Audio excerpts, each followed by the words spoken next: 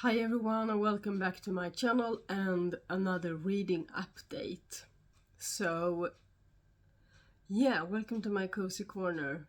And I don't know if I'm gonna rename my channel or something because I only talk about books and book related things, and maybe I should pick a name that's more booktube evident, like, you know, but we'll see. Anyway, so in this video I'm going to talk about my two most recent reads, one that I finished yesterday and one that I finished like 3 or 4 days ago. So the books I'm going to talk about. I'm going to be nice to you. A Good Girl's Guide to Murder I'm going to talk about first, and then I'm going to talk about Giftmakerskan or The Lost Apothecary.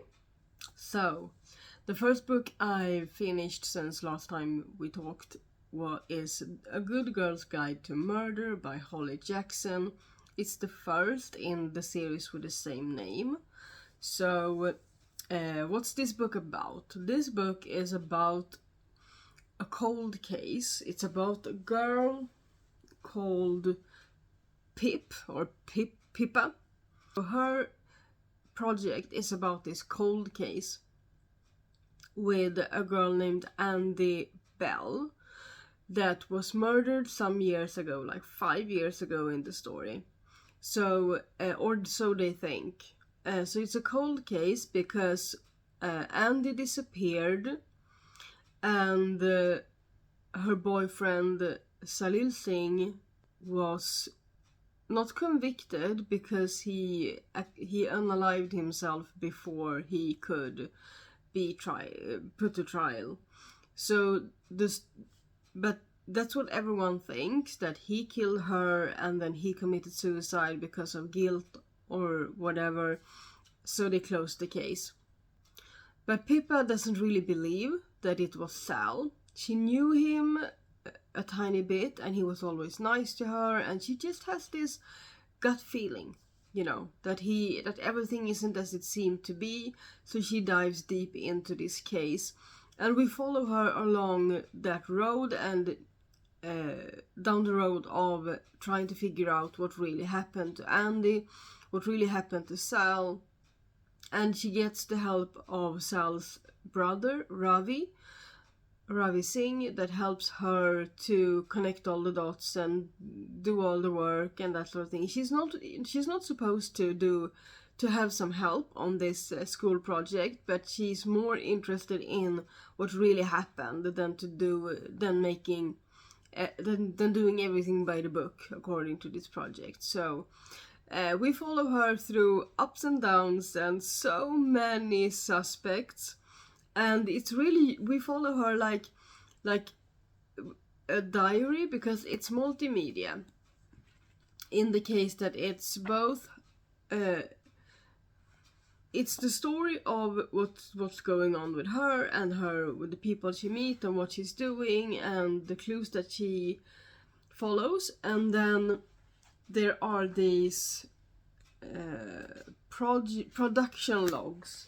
So there's like production log entries, and this is an interview that she's logging after the fact. So sometimes we get to know that she's gonna interview someone, and then we get to read the production log of that interview, and then sometimes we get to know what she finds out, like she finds clues and she puts them in her production log and we get to read the clues. So it's really an interesting murder mystery, you know. I have never read a book like this. So that's kind of the story. I'm not gonna tell you what happens or who did it or anything like that, if Sal's innocent or guilty and what happened, etc. So what I gave this book a 4-star, and the reason I didn't give it a 5-star is because there was a point where I was just like, Pippa, I just wanted to shake her. And I don't really remember. I just remember the frustration of like, come on now, can you just move forward? It was quite a brief moment though. But that's one of the reasons why it's not a 5-star. The other reason is that it was so long. It felt so long. It just went on and on. And when I finished it, I understood why it was so long, right? So I don't object that much, but I could really feel how long it was. And so it doesn't really take place over that a long period of time. It's the story starts sometime in July in 2017, and then I remember her closing the case or whatever in, I think it's October or something, and then it's 3 months later when she stands up in front of people and talks about her project, but there's a gap there. So July, August, September, and parts of October maybe. So 3 months, and you can really feel it. That's the point. You can really feel all of the 3 months in this book, and in not a good way. I don't know. It just felt like it dragged on a bit. It was interesting. It was intense, but it just something that didn't give me that 5-star feeling of yeah, I want to pick up this book because I want to know what happened. I did want to know what was gonna happen, but I was just so full of information. So because so much was happening, so that's why I didn't give it a 5-star, because a 5-star for me is like, I don't want to put it down. I'm really immersed in the story. I want to know what happened. I feel for all the characters. And I did feel for the characters in this one. I did. Mainly I felt frustrated, but I did feel for Ravi. I even felt a little bit for Andy. If you've read the book, you know what I'm talking about. Well, I just felt a little bit for her. There's so many people involved in this case, and I did feel for them, but not in a like heart-wrenching kind of way. So yeah, 4 stars to this one, and I will continue the series. Not right now though. I have looked up the second book on my library, and it's available, so I can hopefully pick it up when I feel like it, or put myself in a queue on a waiting list that won't be too long. So yeah, I'm gonna continue it, but not right now. And it's so interesting because before I started reading more, like a year ago, I started reading a lot more than I used to. And before that, I used to like pick up a book that was, if it was a first in a series, that was my kind of mission before, to keep reading that series until it ended and then start something new. But since I started reading more again a year ago, I've discovered that sometimes I just need a break from series, and it's okay to read. I've become better at reading several books at the time, and also, you know, have some variation between books. Okay, so the second book I'm going to talk about is this book. It's by Sarah Penner, and in Swedish it's called Giftmakerskan. In English it's The Lost Apothecary. I think it has kind of the same cover in English, but it just says The Lost Apothecary on it. So I finished this one yesterday. And so what's this about? So this is about... there's 2 timelines, so that we are following 2 different stories at the same time, but they connect.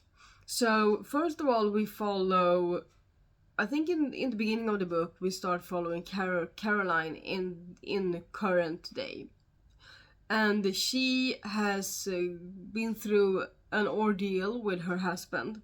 They are supposed to go on a trip. They live in Cincinnati in the US. And they're supposed to go on the trip for the 10th anniversary to London. They have a whole itinerary planned out and everything when they go through this ordeal. So she decides that she needs some space, so she's gonna go by herself. And he knows this, right? He knows this. So she goes there, and of course the problems follow her. So she needs some distraction, and she happens to stumble upon this guy that's a mudlarker. I don't know what that is. But they sift through things like by the Thames. Is that the word in English? The Thames.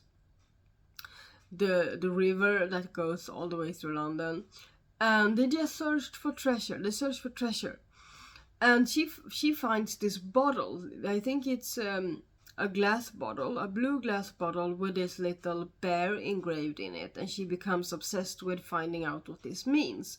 So we follow her in her timeline. We follow her visiting the British Library, trying to find out more about this. She does find out more about it, and she finds her way. She finds out that there's been this lost apothecary, like this, a lost apothecary in the middle of London somewhere. She wanna find out whatever that's about, and about this poisonous killer woman. Giftmakerskan in Swedish means like poisonous murderess.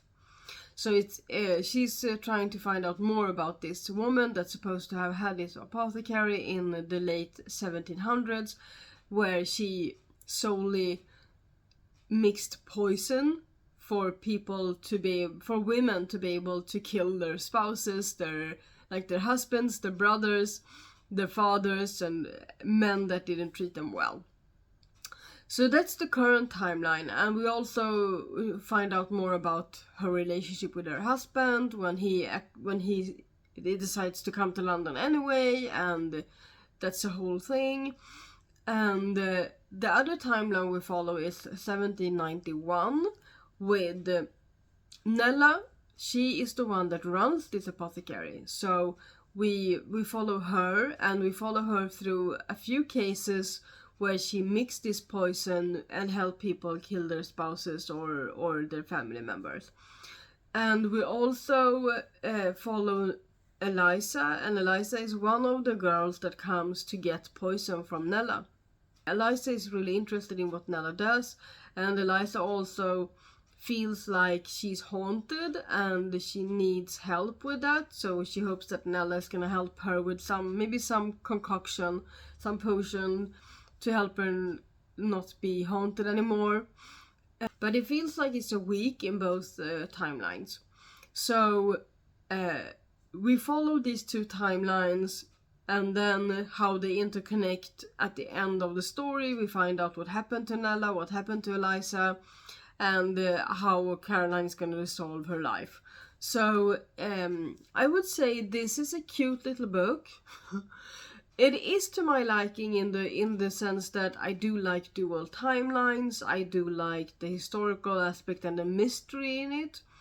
This was not a book that I felt immersed in. This was a book that was perfect to read in the evenings, like read 1 to 2 chapters before bed and kind of take it slow with. It wasn't a book that I was like, oh, I want to know what happens. The last 50 pages I read in one sitting because I was like, okay, now I want to know how the book ends. I didn't want to drag it on anymore. But for the first 200 pages, it's 288 pages. So the first 200-ish pages, I just took it, bit by bit. And that was fine. So I gave this a 3-star because it was a nice book. It was a nice story. I liked the story, but it wasn't like, I didn't love it. I did feel for the characters to some extent. There was the one time where I was like, oh no! It didn't grab a hold of me and drag me in the way I want the book to do. So I did enjoy it. I would recommend it to people that like historical novels with the dual timeline and a bit of mystery. And if you like London and if you like witchy stuff with, there was a lot of information about the poisons, that sort of thing. So it was cute, and I think I might reread this as this, like in the summertime when I have my holiday. I usually go for books that doesn't demand that much from me, It's just a cute little story. So I might pick this up again. I did like the writing style, but more likely I will pick up more books by this author and go into it thinking there are also going to be 3 stars and then see where it goes. So yeah. So 1 4-star, 1 3-star. Still reading The Hobbit. I'm still reading The Four Insights, and I'm still reading European Travel for the Monstrous Gentlewoman. So I hope you have enjoyed my reading update. Have you read this series? Did you like the first book? How are the other ones in the series faring compared to this one? If I give this a 4-star, what do you think how do you think I'm gonna like the others? Is it like a downward spiral or an upward spiral from this one? Let me know. I do like this author. I do like her writing style. I gave her other book. Oh yeah, now I remember one thing about this book. There was a twist in this book that was kind of the same twist as in the reappearance of Rachel Price. I think that's the name of the book. And when I got to that point, I was like, seriously? No imagination to pick another twist? So that was kind of one thing I was like, oh, okay. Is it just going to be copy-paste? But it wasn't. The rest of the book wasn't. But I'm interested to see if I read other books by this author, if that's a twist that she's fond of. So yeah, just a bit of, yeah. So, and have you read The Lost Apothecary? Have you read other books by Sarah Penner? Do you recommend any of them to me? So yeah, let me know. Okay, you guys, so that is it from me today, and I hope you enjoyed this video, this reading update, and I will see you in my next video. And happy reading, everyone, and happy Easter to everyone that celebrates. No matter how you celebrate or what you celebrate, happy Easter. Tjingeling!